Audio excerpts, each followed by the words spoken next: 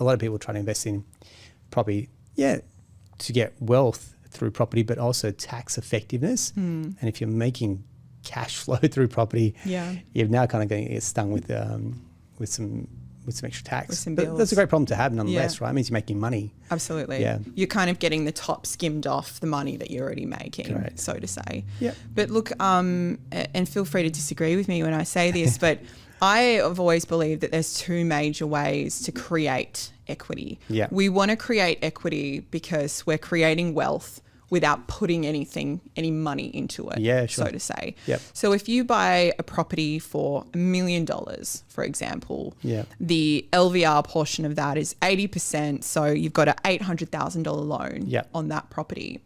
Now, to create equity in that property, usable equity, in my mind, and you might have some other ideas, but you've got your general capital growth, which is as the market grows, that property is now worth 1.1, 1.2, 1.3. All of a sudden you have all this equity in this property, but you can also force that growth through things like renovations or other capital improvements you're doing to the property as well.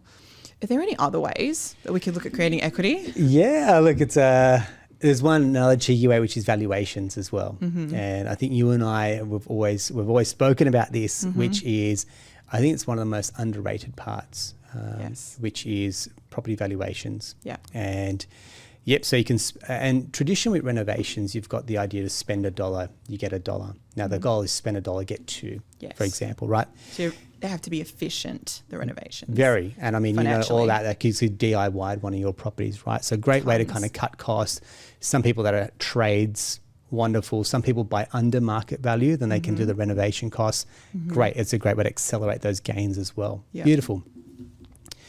But let's say, for example, like most investors, they go, okay, look, I'll lick a paint, fresh carpets, for example, tidy the bedrooms, bathrooms up and blinds, and great, you get the depreciation on that tick. But then how do you get that real significant uplift in the growth, which is kind of what we're talking about here, which is the core of getting more equity out of your property. Because it's all very relative to so many different factors thrown in the mix. Talking about the valuations part, which is like my favorite part to talk about, because I'm really always just pushing your buttons when it comes to ramping things up and seeing how hard we can basically push it when it comes to that side of things. And these are what I call like